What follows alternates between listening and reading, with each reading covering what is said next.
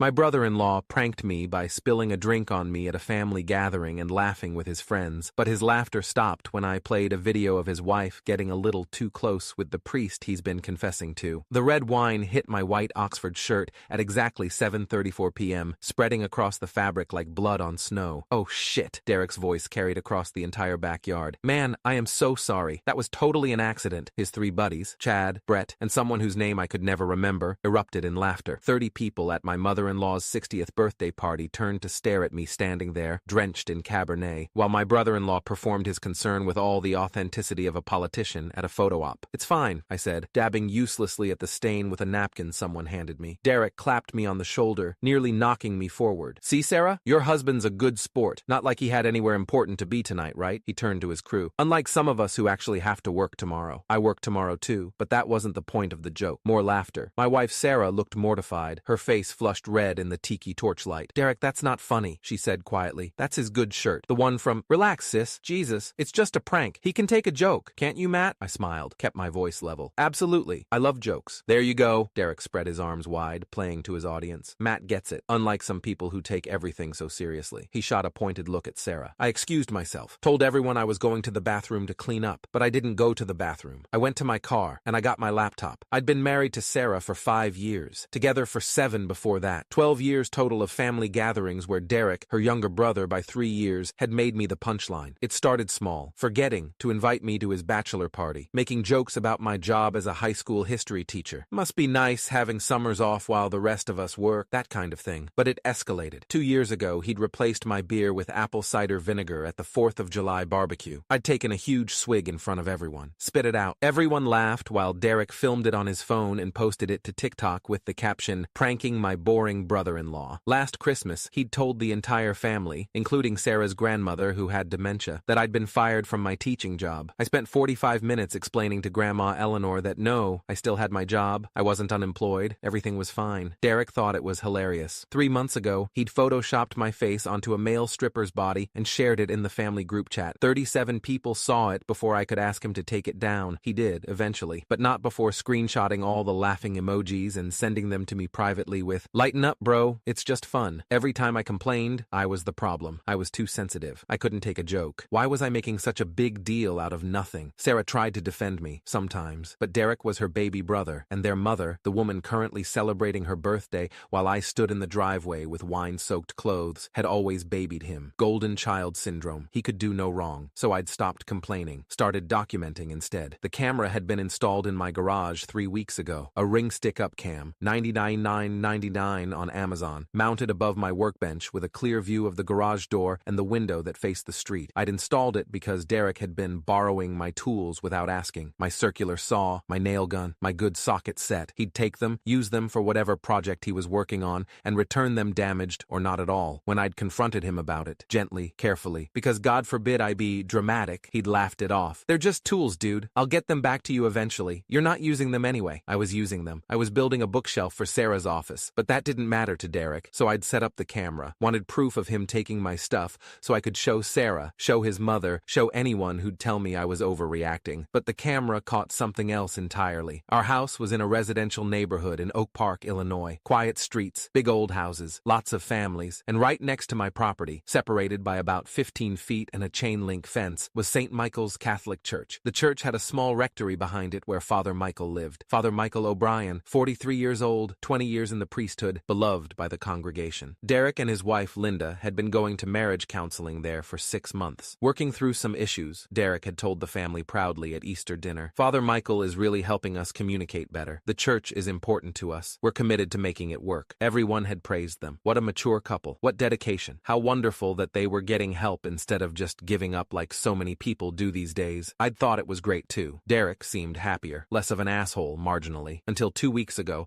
when I reviewed the security footage after Derek had taken my compound miter saw without asking. The camera angle included part of the church parking lot and the side entrance to the rectory, just barely. I'd never paid attention to it before. I was only checking to see if Derek's truck was in my driveway during the day. But on the footage from Tuesday, September 19th at 2:47 p.m., I saw Linda's car pull into the church parking lot, and I watched Father Michael come out of the rectory to meet her, and I watched them kiss. Not a friendly peck, a real kiss, hands in hair, bodies pressed together. Then they went inside. inside. Linda's car didn't leave until 5:15 p.m. I went back through 2 weeks of footage, found 2 more instances, September 12th, September 5th, always Tuesday afternoons, always when Derek was at work at the insurance agency downtown, always the same pattern. Linda arrives, Father Michael greets her, they kiss, they go inside for 2 to 3 hours, she leaves. I saved all 3 videos to a secure folder, backed them up to the cloud, burned them onto a USB drive that I hid in my desk drawer at school, and I waited. I didn't tell Sarah, wasn't sure how she'd react. Derek was her brother, Linda was her friend, they'd been sorority sisters at U of I, and Father Michael had baptized Sarah's niece. This would destroy multiple relationships simultaneously. But more than that, I knew Derek would accuse me of lying, of faking the footage, of being vindictive, because he'd borrowed some tools without asking. So I waited for the right moment, the moment when the humiliation would be public enough, witnessed enough, that he couldn't dismiss it, couldn't make me the villain. And then tonight, at his mother's birthday party, he'd dumped wine on me in front of 30 people. Perfect timing. I walked back into the party carrying my laptop and a portable Bluetooth speaker I kept in my car for school presentations. "Hey everyone," I called out, loud enough to cut through the conversations. "Can I have your attention for a minute?" The backyard went quiet. 30 faces turned toward me. I was still wearing the wine-soaked shirt, hadn't changed, wanted everyone to see it. Since Derek loves entertainment at family gatherings, I thought I'd share something I found recently. A little video that I think everyone will find interesting. Derek's face, previously smug, still basking in the success of his wine prank, shifted to confusion. "What are you talking about?" "You'll see. Sarah, do you mind if I use the TV?" I gestured to the large flat screen they'd set up on the patio for the party slideshow. Sarah looked uncertain. "Matt, what's going on? Just trust me. It'll only take a minute." Before anyone could object, I connected my laptop to the TV via HDMI. The screen flickered, changed from the birthday slideshow to my desktop. I opened the first video file. The timestamp appeared in the corner. September 19th, 2024, 2:47 p.m. Linda's white Honda CR-V pulled into frame, parking in the church lot. "What is this?" Linda's voice came from somewhere behind me. She'd been sitting with Derek's mother and aunt near the dessert table. The video showed Father Michael emerging from the rectory side door. He was wearing khakis and a polo shirt, casual clothes, no clerical collar. He approached Linda's car. She got out. They stood there for a moment, talking. Then Father Michael reached out, pulled her close, and kissed her. Not a quick peck, a long, deep kiss. His hands on her waist, her arms around his neck. Someone gasped. Multiple someones. "Turn it off!" Linda's voice was shrill, panicked. "Turn it off right now!" Derek was frozen, staring at the screen. His face had gone from confused to pale to bright red in the span of 10 seconds. On screen, Father Michael and Linda walked hand in hand to the rectory entrance, disappeared inside. I paused the video. The image froze on the empty parking lot. Linda's car sitting there alone, timestamp clearly visible. "This is from my security camera," I said calmly to the silent backyard. "I installed it a few weeks ago to monitor my garage, but it also happens to capture part of the church parking lot next door." I turned to Derek. "The church where you and Linda have been going to marriage counseling. Every Tuesday, right?" Derek's mouth opened. No sound came out. "That's fake!" Linda pushed through the crowd. "You edited that.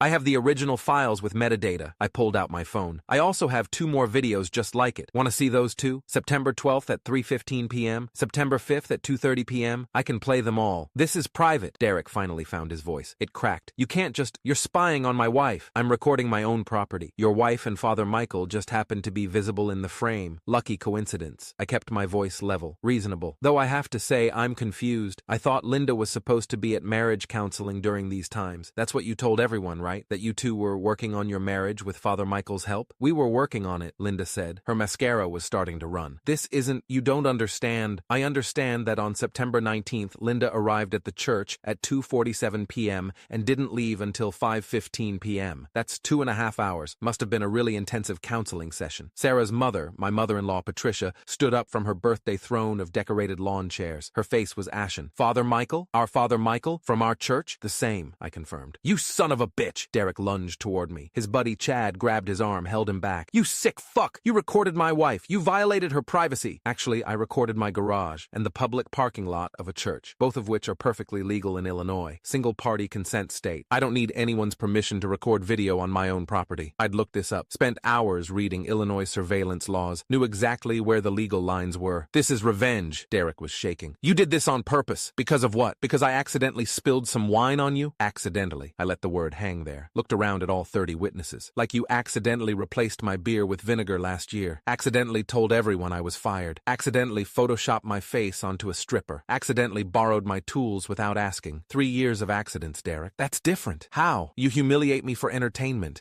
In front of family, in front of friends. You film it, you post it, you make me the joke." I gestured to the TV TV screen, still frozen on the image of Linda's car. I'm just sharing some footage I found. Is that different? Really? That's my marriage. And this is my shirt, I pointed to the wine stain. And my reputation, and my dignity. All things you've been destroying piece by piece for 3 years while everyone told me to lighten up. Patricia's voice cut through the chaos. Is this real? She was looking at Linda now. Did you really? With Father Michael? Linda was crying. Full sobs. It's not what it looks like. It looks like you're having an affair with a priest. My father-in-law Tom said quietly. He'd been silent until now. While my son thinks you're working on your marriage, we were working on it. Father Michael was helping us. He understood me. Derek never listens, never pays attention. So, you fucked a priest? Tom's voice was still quiet but hard as steel. Dad, Sarah said. Language. It's my birthday, and I'll curse if I want to. Patricia sat back down heavily. I can't believe this. In front of everyone. At my party. Mom, I didn't know, Derek started. You didn't know because you were too busy pranking Matt to pay attention to your own wife. Patricia's voice cracked. 3 years I've been watching you torment that man. 3 years I've been telling myself it's just jokes. Boys being boys, brothers-in-law bonding. And the whole time your marriage was falling apart and you didn't even notice. Derek's friends had melted away into the crowd. No one was laughing now. Everyone makes mistakes, Linda tried. We can work through this. Father Michael says, I don't care what Father Michael says. Derek's voice came out as a roar. You've been cheating on me with a priest while I paid for counseling. The counseling was free, I corrected helpfully. Church service, though I guess Linda was providing her own form of payment. Shut up, Derek spun on me. This is your fault. You destroyed my marriage. Actually, I'm pretty sure Linda and Father Michael did that. I just pressed play. You planned this. You waited until you could humiliate me in front of everyone. Now you're getting it. I smiled. Feels bad, doesn't it? Being the entertainment, having everyone watch you at your worst. His fist came up. Chad and Brett grabbed both his arms this time. Don't, Chad said quietly. Not worth it, man. Patricia stood again, pointed at Derek and Linda. Both of you, leave. This is my birthday party and I will not have it ruined by this spectacle. Mom, Derek's voice broke. You can't be serious. I am completely serious. You've embarrassed yourself, your wife, this family, and our church. Father Michael will have to answer to the diocese. Linda will have to answer to God, and you, she looked at her son with something close to disgust. You're going to have to figure out why your wife preferred a priest to you. This isn't my fault. Get out! Patricia's voice echoed across the backyard. No one moved. No one breathed. Derek and Linda left. She was still crying. He was silent. Didn't even look at me as he passed. The party stood frozen for a long moment after they drove away. Then Tom started laughing, quietly at first, then harder. Well, he said, wiping his eyes. That was more entertaining than the slideshow. A few nervous laughs, then more. The tension broke like a fever. Sarah came over to me, hugged me tight. I'm sorry, she whispered. I should have stopped him years ago. It's okay. It's not. He's been awful to you. We all let it happen. Patricia approached. She looked tired, older than she had an hour ago. That shirt is ruined. I'll buy you a new one. A nice one. Brooks Brothers. Don't worry about it. I insist. And Matt, she squeezed my arm. I'm sorry for not seeing it, for not stopping it. Your family. You should have been treated better. Thank you. The party continued. Quieter, subdued, but it continued. Derek called me at 7:23 a.m. the next morning. I was making coffee, still half asleep, when my phone buzzed. You destroyed my marriage, he said without preamble. Linda left, took her stuff, and went to her sister's. Father Michael got fired. The diocese is investigating him. Everyone in the family is talking about it. This is all your fault. Sounds like you're having a rough day. A rough day? A rough day? My wife cheated on me with a priest. My mother won't return my calls. My friends think I'm a joke. Welcome to my life for the past 3 years. That was different. Why? Because I was supposed to take it? Because I'm the boring teacher who doesn't matter? Because humiliating me was just good fun? You're sick. You know that? You're fucking sick. You recorded my wife without her consent. I recorded my garage. She was in the background. Huge difference. I'm going to sue you. For what? Recording on my own property? Feel free. I'm sure your lawyer will love reviewing all 3 videos. Maybe we can play them in court. Really get into the details of how long Linda and Father Michael spent in that rectory. He hung up. Sarah looked at me from the doorway. How do you feel? I thought about it. 3 years of pranks. 3 years of humiliation. 3 years of being told to lighten up, take a joke, stop being so sensitive. Honestly, pretty good. He's going to hate you forever. He already did. At least now he has a reason. The fallout was spectacular. Father Michael O'Brien was removed from St. Michael's Catholic Church within 48 hours. The Diocese of Chicago launched a full investigation into his conduct. He'd violated his vows, violated the trust of his congregation, engaged in an inappropriate relationship with a parishioner who'd come to him for marital counseling. By the end of the week, the story had made it to the local news. Not with names, the church kept it quiet, but everyone in the community knew. Linda filed for divorce on October 3rd, cited adultery and emotional distress. Derek tried to contest it, but his lawyer, Jennifer Martinez, family law specialist with 18 years of experience, took one look at my video evidence and advised him to settle. Your wife committed adultery with a priest while ostensibly in marriage counseling, Jennifer told him during their first meeting. I know this because Derek told Sarah, and Sarah told me. She has no grounds to fight for anything. Take the settlement and move on. The settlement gave Derek the house and most of their assets. Linda got her car and her personal belongings. The divorce was finalized in record time. Illinois law requires a 6-month waiting period, but neither party contested, so it moved fast. Derek's mother, my mother-in-law Patricia, didn't speak to him for 3 months. She'd been a devout member of St. Michael's for 35 years, had watched Father Michael rise through the ranks, had trusted him with her family's spiritual guidance. His betrayal hit her hard. Harder still was realizing her son had been so busy tormenting me that he'd completely missed his marriage falling apart. I enabled it, she told Sarah and me over dinner in November. I let Derek get away with everything, excused his behavior, told everyone he was just joking around, and look where it got him. It's not your fault, Mom, Sarah said. Isn't it? I'm his mother. I should have taught him better. Should have stopped him from being a bully. He's 34 years old, I said. He's responsible for his own choices. Still, Patricia looked at me. I'm sorry for all of it. You tried to tell us. We didn't listen. Derek tried to reconcile with me in January, 5 months after the birthday party. He showed up at my school during my planning period. Can we talk? He asked. He looked thinner, older, like the divorce had aged him 5 years. Sure. We sat in my classroom, empty desks around us, posters about the American Revolution on the walls. Quiet. I'm sorry, he said, for everything. The pranks, the wine, all of it. You didn't deserve that. No, I didn't. I was an asshole. Yes, you were. Linda's engaged to someone new, some guy she met at her sister's church. They're getting married in March. That's fast. Yeah, he laughed bitterly. Turns out she'd been cheating on me with multiple people. Father Michael was just the one you caught on camera. I'm sorry. Are you? You destroyed my marriage. No, Linda destroyed your marriage. Father Michael destroyed your marriage. I just provided the evidence. He was quiet for a long time. Then, would you have showed those videos if I hadn't pranked you that night? I thought about it. Really thought about it. Eventually, maybe not in front of everyone. Maybe I would have pulled you aside, shown you privately, given you a chance to handle it quietly. But because I humiliated you, I returned the favor. Yes, that's fair. He stood up. I don't forgive you, but I understand. I don't need your forgiveness. I know. That's what makes this so much worse. He left. I haven't spoken to him since. Sarah asked me once, about 6 months after everything, if I regretted it. Do you wish you'd handled it differently? Told Derek privately, not made it so public? We were lying in bed. Saturday morning, sun streaming through the windows. Peaceful. No, really? Really. Derek spent 3 years humiliating me publicly, making me the entertainment, filming me for TikTok, pranking me in front of everyone. If I'd told him privately, he would have dismissed it, made it my fault somehow, accused me of lying, told everyone I was trying to break up his marriage because I was jealous or crazy or vindictive. You're probably right. I know I'm right. The only way to make sure he couldn't lie about it was to show everyone at once, make it undeniable. He lost everything though. His marriage, his relationship with Mom, his reputation. He lost those things because of his own actions. And Linda's. And Father Michael's. I just hit play on a video. Still, Sarah, he poured wine on me in front of 30 people and laughed about it. He spent 3 years treating me like a joke. At some point, you have to stand up for yourself, even if it means blowing up someone else's life in the process. She was quiet. Then, I'm proud of you for not just taking it anymore. Yeah?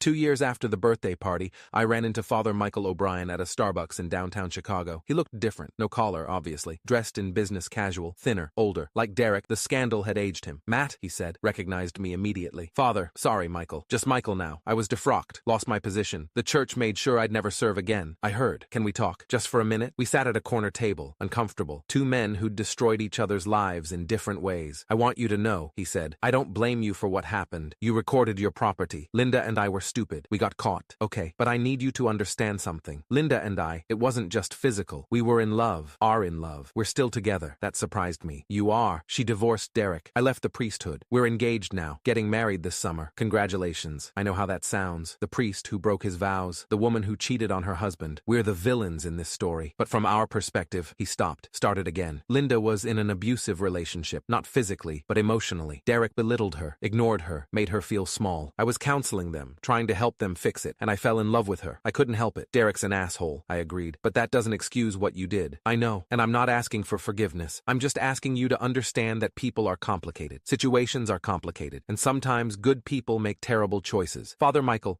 you violated your vows. You violated the trust of everyone who came to you for spiritual guidance. You committed adultery with a married woman who came to you for help saving her marriage. Those aren't complicated choices. Those are wrong choices. He nodded. You're right. Of course you're right. He stood up. For what it's worth, I hope you and Sarah are happy. She's a good person. She deserves a good husband. She has one. I know. That's why Derek resented you so much. He left. I sat there for a long time, thinking about what he'd said. Derek resented me, because Sarah had a good husband, and he didn't know how to be one. Linda had left him. Father Michael had left the priesthood, and Derek was alone. I felt something close to pity. Close, but not quite. 3 years after the party, Patricia passed away. Heart attack. Sudden. She was was only 63. The funeral was at St. Michael's, the new St. Michael's, under new leadership. Father Michael O'Brien was long gone. Derek was there. Linda was not. Neither was Father Michael. Derek and I didn't speak, but at the reception afterward, he came up to me. She forgave me, he said. Before she died, we'd been talking again, rebuilding. She said she understood why I did what I did, said I was hurting and I didn't know how to handle it. That's good. She asked me to apologize to you, one more time, properly. Derek, I'm sorry for all of it. The pranks, the humiliation, treating you like you didn't matter. You were family and I treated you like garbage. I'm sorry. I looked at him, saw genuine remorse, genuine regret. Apology accepted. Really?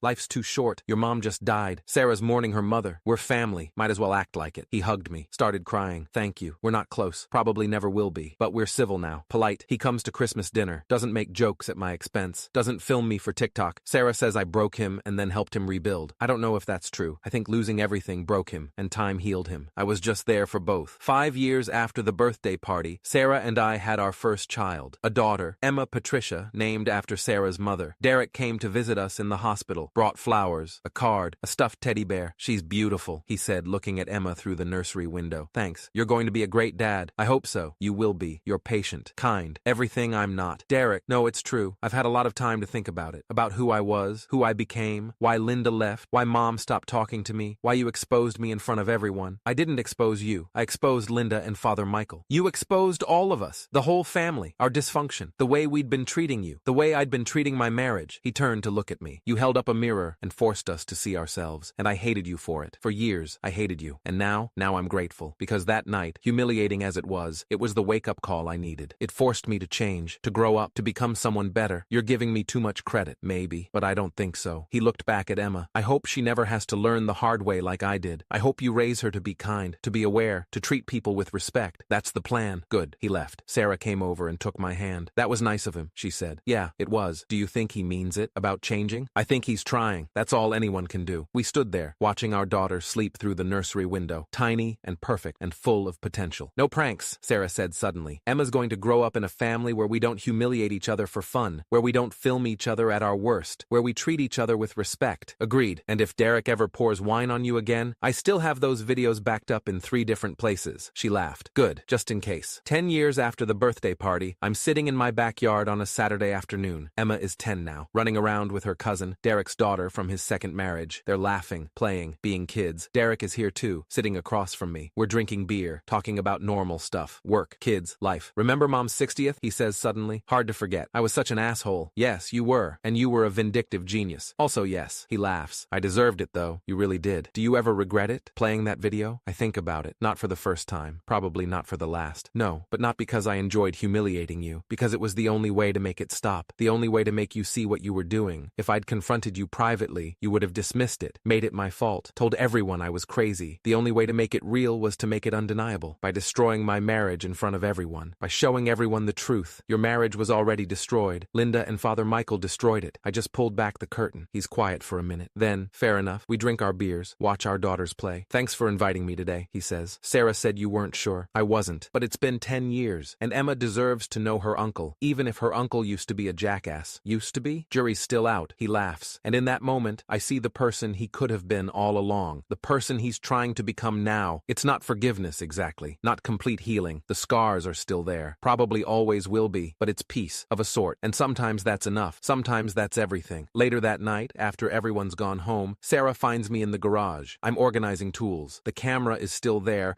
mounted above the workbench, still recording. You still check that footage? She asks. Sometimes. When Derek borrows tools, does he return them now? Always. Same day. Usually with a thank you text. Character growth. Miracle of miracles. She leans against the workbench. Do you think he's really changed? Or is he just better at hiding it? I think he's trying. Whether he's succeeding, I shrug. Time will tell. And if he pranks you again? I gesture to the camera. Still recording, still backing up to the cloud, still ready. Good. We stand there together, looking at the camera, the garage, the window that faces the church next door. A different priest lives there now. Young guy, earnest, nothing scandalous so far. You know what's funny? Sarah says. That night, Mom's birthday, everyone thought you were the villain for exposing Linda and Michael, for humiliating Derek. I was the villain to them, but you were also the hero to yourself for finally standing up, for not taking it anymore. I don't know if hero is the right word. What word would you use? I think about it. 3 years of pranks, 1 night of exposure, 10 years of complicated aftermath. Survivor, I say finally. I survived Derek's bullying, survived being the family joke, survived being told to lighten up for 3 years, and when I finally had enough, I survived the fallout too. And Derek? What did he survive? The consequences of his own choices. Same as Linda. Same as Father Michael. Same as all of us. She kisses my cheek. Come inside. Emma wants you to read her a bedtime story. Be right there. She leaves. I stand alone in the garage for another minute, looking at the camera, the tools, the window. The wine stain is long gone from that white Oxford shirt. I threw it out the next day. Couldn't get the stain out, not completely. Some marks don't wash away. But that's okay, because I'm not that person anymore. The one who took the pranks, who smiled through the humiliation, who let Derek treat me like garbage while everyone laughed. I'm the person who fought back, who said enough, who exposed the truth and let the chips fall where they may. And Derek's the person who learned, the hard way, that actions have consequences, that pranks aren't always funny, that humiliation leaves scars, and that sometimes the person you're hurting has cameras running. I turn off the garage light and head inside. Behind me, the camera keeps recording, just in case.